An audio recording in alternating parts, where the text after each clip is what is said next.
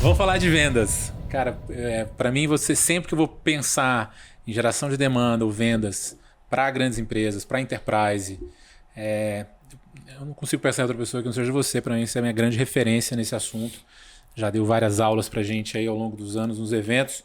Eu queria explorar um pouquinho que o nome desse podcast é Playbook de Vendas, porque eu acredito muito que os times de vendas podem se beneficiar muito de sistematização do trabalho que é feito, né? Vendas antigamente era feito de forma muito intuitiva, pouco estruturada.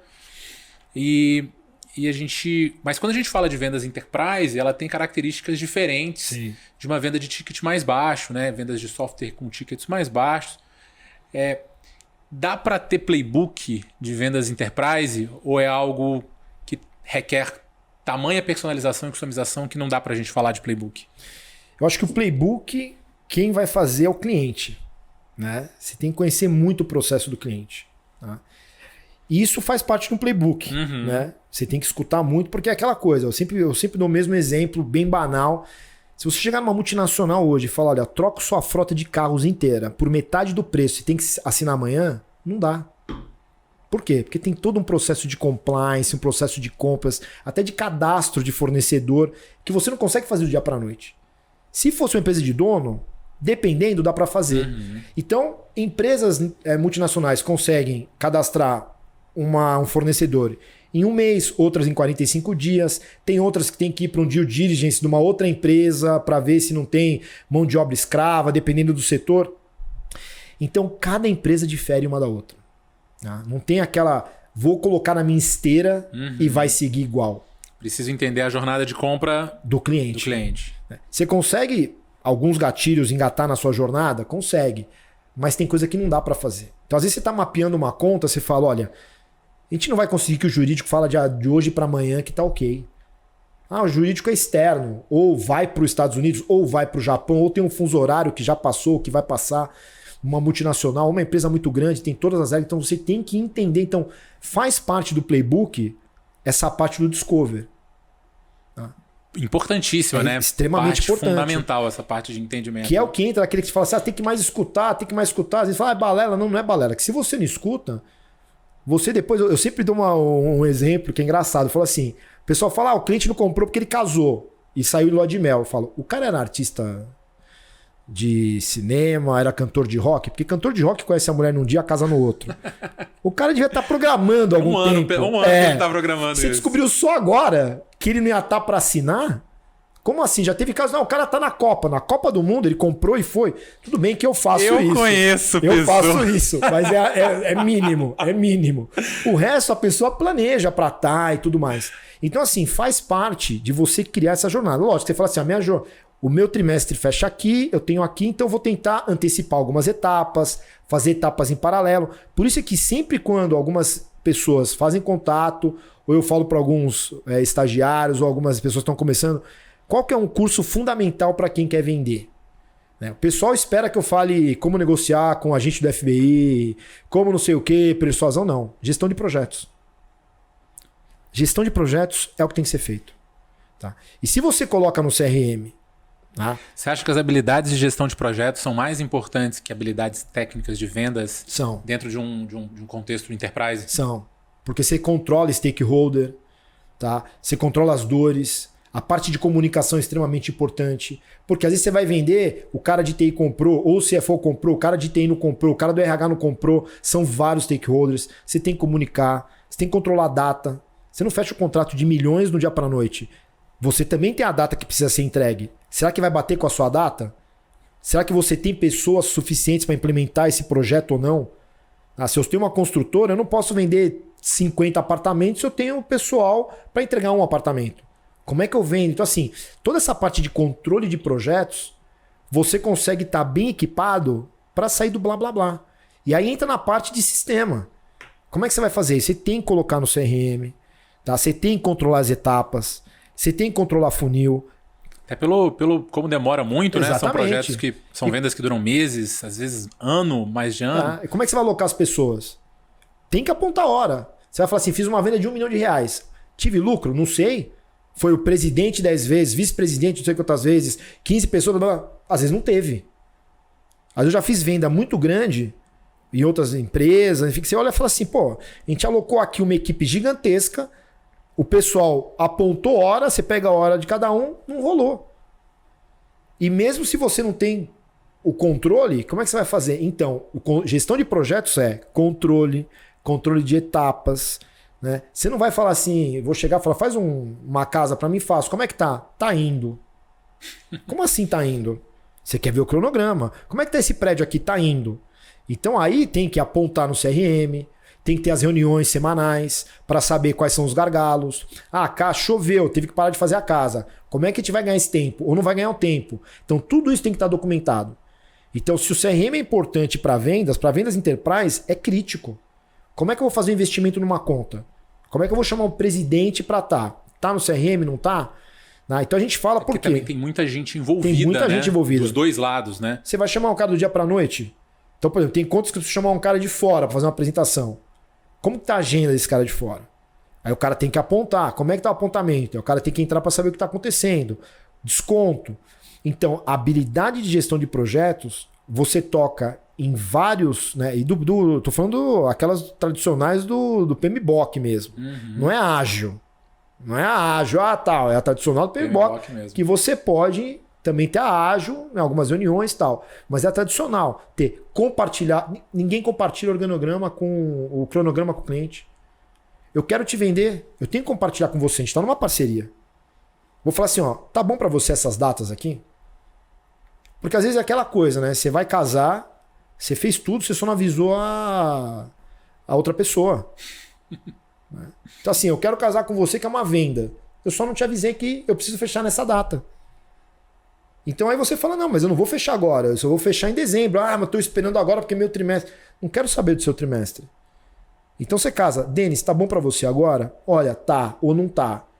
E quando você compartilha, o profissional do outro lado que tá comprando, ele olha e fala, essas datas não servem para mim. Por quê? Primeiro que eu não tô aqui. Eu já tive cliente que falou assim, fui no Prospect, uma empresa grande, falou, eu preciso para amanhã. Era na J Experts. Falou, preciso para amanhã, tal. Aí o meu sócio de pré-vendas, ele falou, o Michael, ele falou assim, puta, ele pensou, né? Não tenho gente para amanhã. Eu fiz assim, falei, eu posso colocar os consultores aqui. Daqui 2 dias. E não podia. Você tem como me atender? O cliente não tinha como me atender em 1 mês e meio. Então assim, eu compartilhei, eu tenho. Você tem? Não, eu não tenho. Para quê? Porque não sei quem não tá em 1 mês e meio. Se eu fosse na pilha do cliente, eu ia achar que em 1 mês e meio ele já ter comprado. Era uma empresa muito grande, envolvia vários stakeholders, ele não conseguia envolver o pessoal dele em 1 mês e meio. Por quê? Um tava de férias. Então, isso que eu fiz, eu comecei a fazer um mapeamento. Então vamos lá.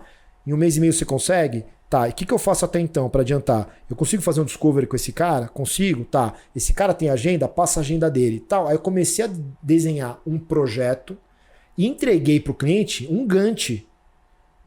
Um Gantt de projeto. Em que momento você consegue, depois de quanto tempo interagindo com o cliente, você consegue montar um cronograma como esse? Em média, só para ter na primeira reunião, você já consegue ter um esboço de cronograma. Legal. Quando que eu posso implementar? Então você vai falar para mim, você falou que eu estou em fechamento. Quando eu posso implementar? Agora eu não vou fazer nenhuma reunião com você. Esquece. Depois. Legal. E agora? A outra lá, vou envolver quem? Não consigo envolver esse cara. Esse cara tá de férias? Então você já consegue ter um cheiro para você desenhar e depois compartilhar com ele. Isso é técnica.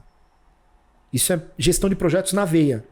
É você pegar o cronograma e compartilhar com o seu stakeholder para ver se ele consegue. Por quê? Porque tem tarefas que ele tem que completar.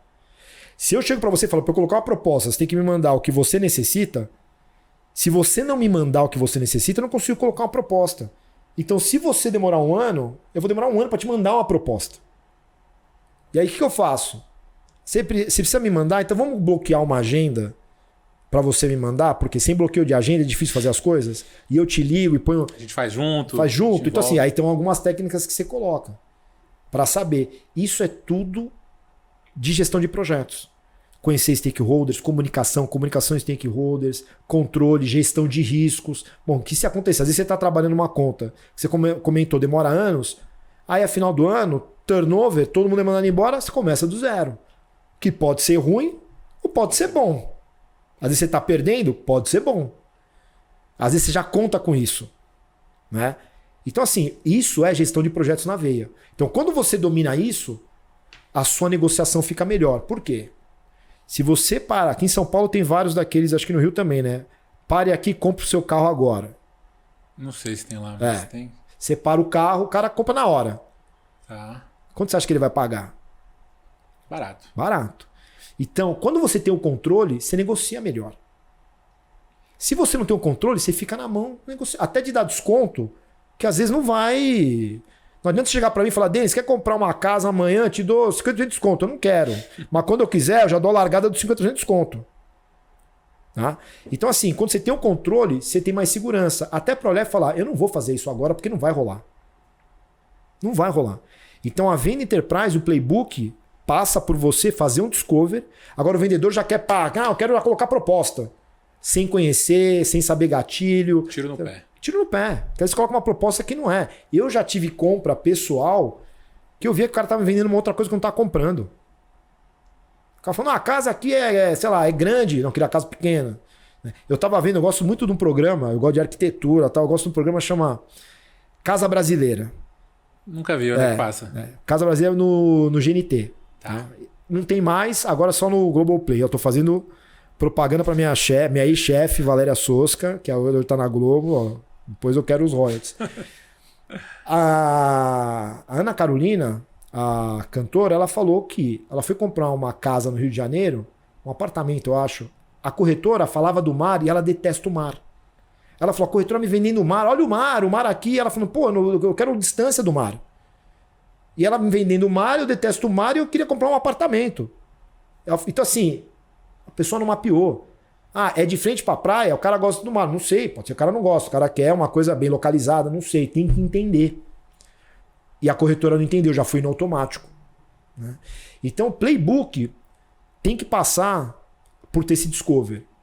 E isso a área técnica vai bem. Porque as áreas técnicas, antes de fazer uma apresentação, querem ter o discover.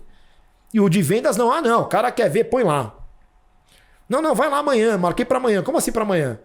Não, tem contas que a gente fala, não, tem que ter o discovery, não vai ter demo. Por quê? Porque não são features que a gente está vendendo. Se for vender features, ganha quem tem mais botãozinho. E não é por aí. Porque não é isso que o cliente vai usar depois. E não é assim que se agrega valor. Então tem que ter essa parte de metodologia. Eu sempre falo, não precisa ser um curso, não precisa ser um PMO... ou ter certificação. Pô, faz um curso ali de uma semana e depois mantém. Tá? Tem um podcast que chama 5 Minutes PM Podcast, do Ricardo Viana Vargas. Esse cara já é referência em excelente. PMBOK, há muitos anos. Né? 5 minutos ele te explica os conceitos. Então o que eu fazia pro meu time? Eu pegava 12 episódios que explicava cada... Porque são vários conceitos, mas eu peguei os chave de stakeholder, de comunicação, gestão de riscos, e eu mandava pros caras e falava, assim, aqui, ó, em 1 hora você tem os conceitos, depois você faz um curso, tem curso online, curso gratuito, tudo, toca a pau.